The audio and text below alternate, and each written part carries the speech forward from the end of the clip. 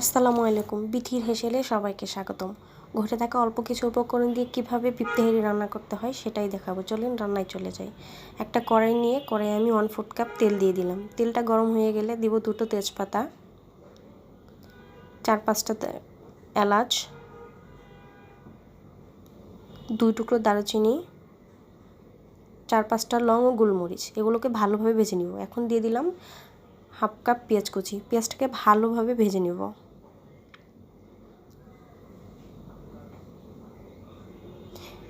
পেঁয়াজটাকে ভেজে নিয়ে এখন আমি এতে অ্যাড করে দিব আদা রসুন বাটা। আদা ও রসুন বাটা দিয়ে দিব 3 টেবিল চামচ।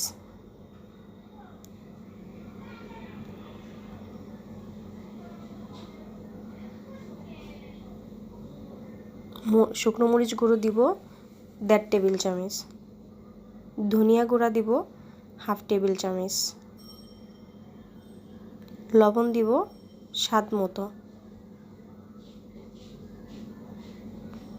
ভালো করে মিক্স করে নেব।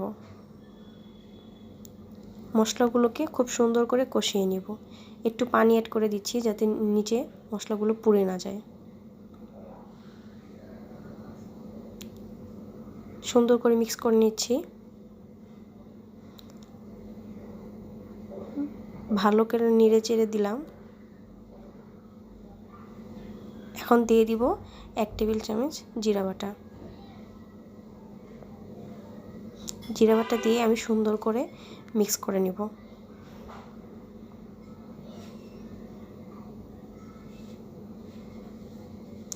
মশলাটা সুন্দর করে কষিয়ে নিব যাতে কাঁচা কাঁচা গন্ধ না থেকে যায়।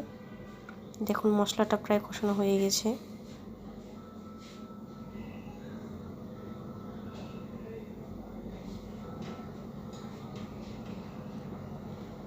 আবার একটু হালকা করে নাড়াচাড়া দিয়ে দিলাম। এখন মাংসটা দিয়ে দিচ্ছি।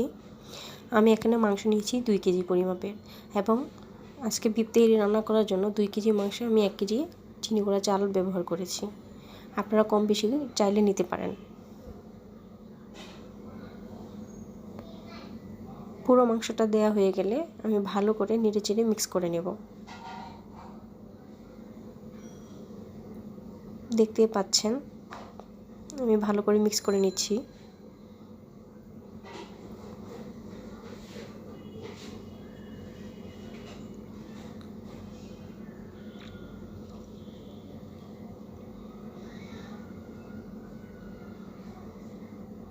সাবধানে উল্টে পাল্টে মিক্স করে নেবেন।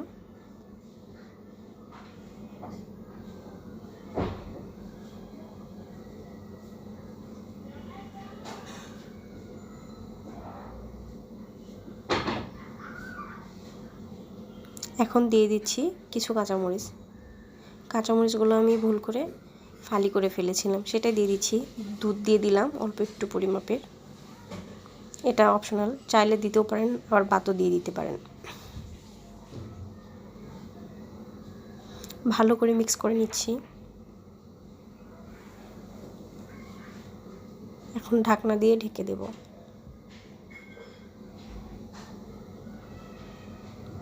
মাঝে মাঝে নাড়াচাড়া করে দিতে হবে, তা না হলে নিচে লেগে যাওয়ার সম্ভাবনা থেকে যাবে। আমি এখানে জিরা ও গরম মশলা দিয়ে দিচ্ছি 1 টেবিল চামচ করে। আবার ভালো করে মিক্স করে নেব। নাড়াচাড়া দিয়ে সুন্দর করে ঢেকে দেব। ভালো করে নেড়েচেড়ে দিচ্ছি। আবার আমি ঢাকনা দিয়ে ঢেকে দেব। সুন্দর করে ততক্ষণ পর্যন্ত রান্না করব যতক্ষণ পর্যন্ত এটা ভালো করে সিদ্ধ না হয়ে যাচ্ছে। মাঝে মাঝে হালকা করে একটু নেড়েচেড়ে দিতে হবে। দেখতেই পাচ্ছেন আসলে বলে বোঝানোর কিছু নেই। মাংসটা হয়ে গেছে আমার। এখন আমি রাইস রান্নায় চলে যাব।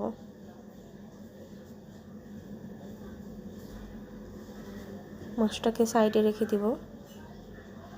একটা আমি হাঁড়ি নিয়েছি, সেই হাঁড়িতে অল্প পরিমাপের 1/3 কাপ পরিমাপে তেল দিয়ে দিচ্ছি। তেলটা গরম হয়ে গেলে ধুয়ে রাখা চালগুলো দিয়ে দিচ্ছি। চালটা অবশ্যই আগে ধুয়ে এবং পানি ঝরিয়ে নেবেন। চালটাকে এখন আমি নেড়েচেড়ে ভালো করে ভেজে নেব। চালটা ভালো করে ভেজে নিলে হয় কি ঝরঝরে হয় এবং দেখতেও খুব সুন্দর হয়। লবণ দিয়ে দিচ্ছি পরিমাপ মতো। লবণটা একটু বুঝে শুনে দিবেন, কারণ অলরেডি মাংস রান্নায় লবণটা রয়েছে।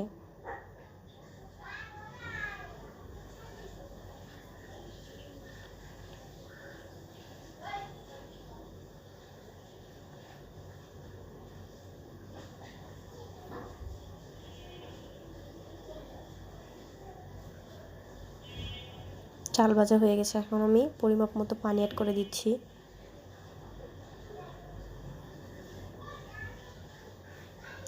চালটাকে এখন আবার একটু নেড়ে চেড়ে দিব।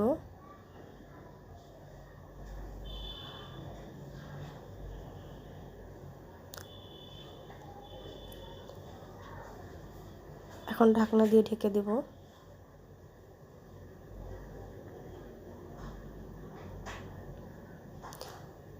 চালটা আমার প্রায় হয়ে আসছে। আমি মাংসটা এখন ঢেলে দিচ্ছি এবং ভালো করে মিক্স করে দেব।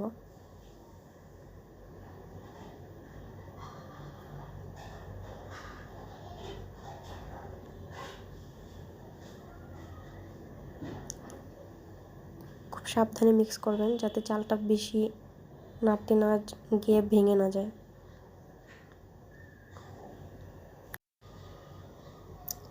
এখন দিয়ে দিচ্ছি আলু ভাজা। আলুটা আমি যখন ভেজেছি তখন ভিডিও ক্লিপটা নিতে ভুলে গিয়েছি, যার জন্য দেখাতে পারিনি। কিছু কাঁচামরিচ দিয়ে দিচ্ছি সুন্দর একটা গন্ধ আসার জন্য।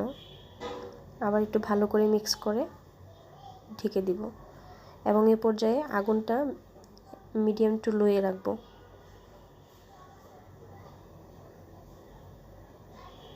গরম ধোয়ার জন্য দেখা যাচ্ছে না ভালো করে। এখন দিয়ে দিব আমি 2 টেবিল চামচ গোলাপ জল।